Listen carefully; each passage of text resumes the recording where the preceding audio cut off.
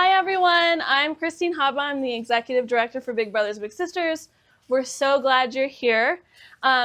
We are a one-to-one mentoring agency, and what we're going to do is actually split you up into three groups so you can hear about each of our programs.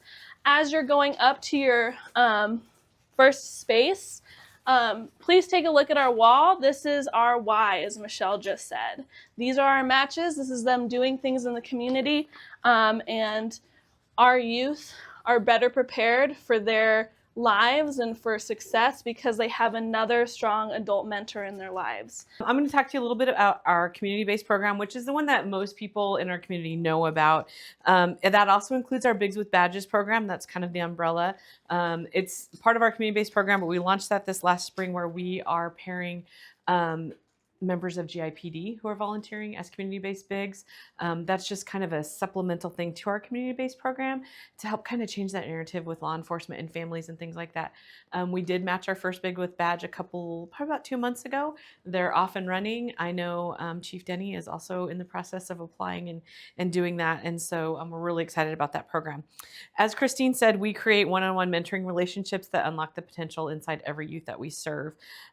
We serve youth ages 6 to 18-ish, where we pair them with adults in our community. We refer to them as littles and bigs. So mentor, mentee, but we call them littles and bigs because it's big brothers, big sisters, little brothers, little sisters.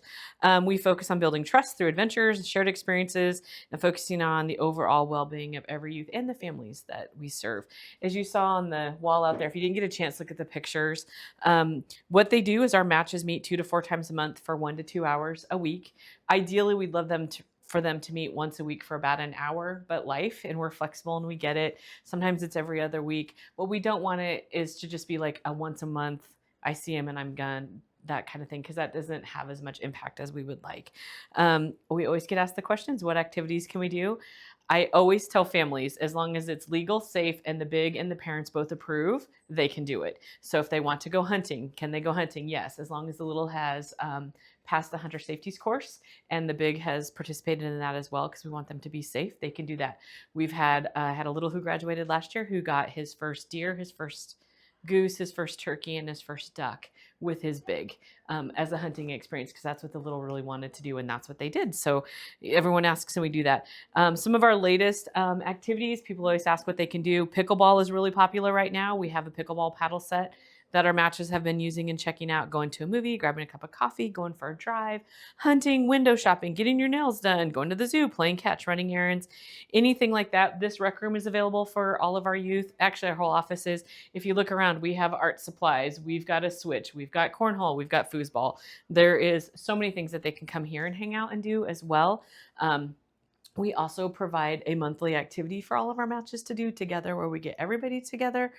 Tonight, actually, we're meeting and we're going to do a build your own ice cream sundae bar at Ryder Park as a kind of back to school kickoff. And we have a few school supplies that we'll be giving out at that as well. And then we'll go play on the new structure, or we'll take the cornhole and play some games and things like that. All of the things are really cool, but if you ask our littles, most of them will say their favorite outings were times where they just got to hang out with their big, where they went for a drive, they went and played catch, they went for a walk, maybe went for a bike ride, and just talked and had somebody to be that sounding board and that special person. So while the big outings are fun and exciting and you see the things on the wall, our littles traditionally will tell you it's the just quiet moments that have meant the most to them. And they will tell you the biggest thing their big did for them was just show up. And that's pretty much all it is. So our littles comes from all kinds of families. That's also a question. We have single family homes. We've got 2-parent homes. We've got grandparents. We've got foster care. We've got aunts and uncles who are acting as parental things. We've got a couple of siblings that are taking care of younger siblings. So our youth come to us from all kinds of places. We get recommendations from social workers, from school counselors, from teachers, word of mouth. We have several families that, oh, my best friend and her kids were part of Big Brothers Big Sisters. That looks really cool. Can we do it? And yes. And the answer is yes. We do not turn any families away because we just don't think there's any time when any youth can't benefit from an additional adult in their community. Family support and our voice group. Family support first and foremost. Most people think about bigs and littles when they think of our program, and we've learned and we found that the best way to support the individuals is by supporting their family around them as well too. So really cool things that we do is supporting them around holiday times, So like with Thanksgiving, we partner with Project Hunger to get them Thanksgiving baskets. Kind of Christmas, we give giving trees. GI Clinic has been one of our biggest supporters with that recently.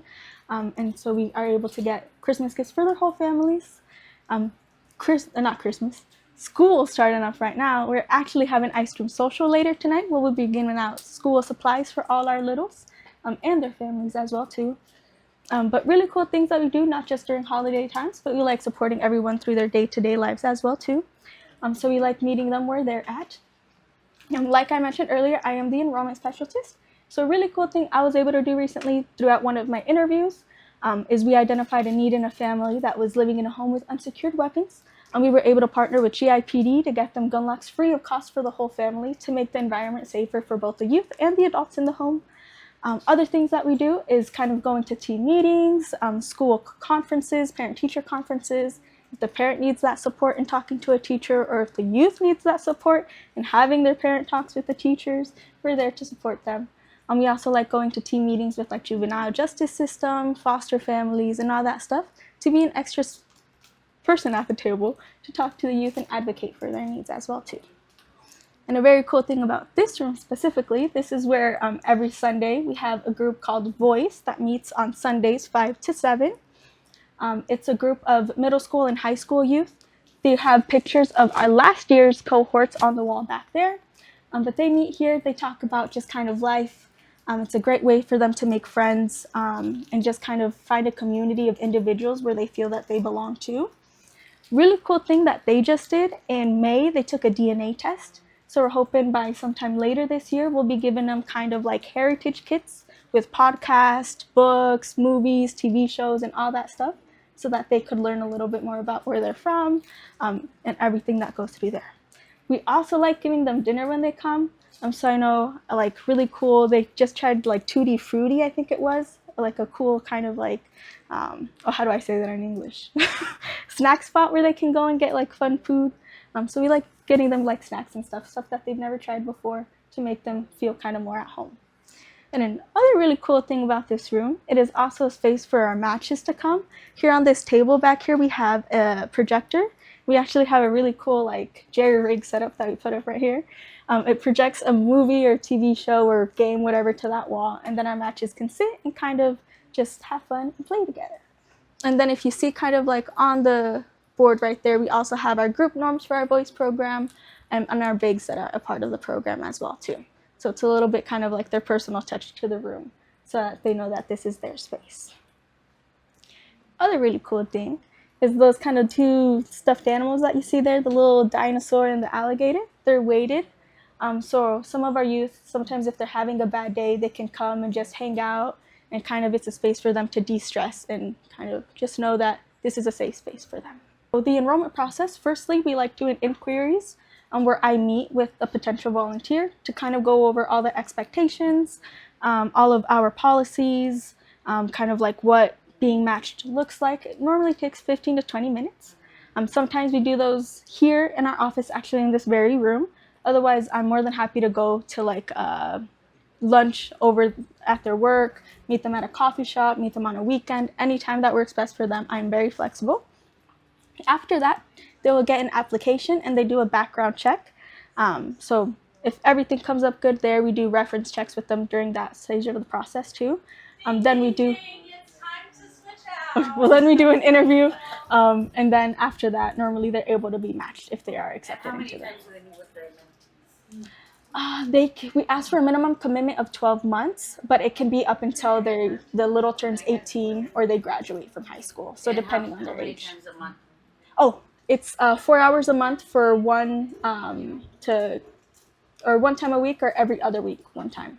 Mm-hmm. I have been here just about 5 years, not quite. It'll be, I guess it's like 4.5 right now. So I retired years ago and then moved to Grand Island and started working here. So it's a really good place to fall. I was in education before, and so it's really nice to still have contact with students and to get to know people in the community too. So anyway, so this program pairs a high school student in grades 11 through 12 with an elementary student in grades 1 through 5.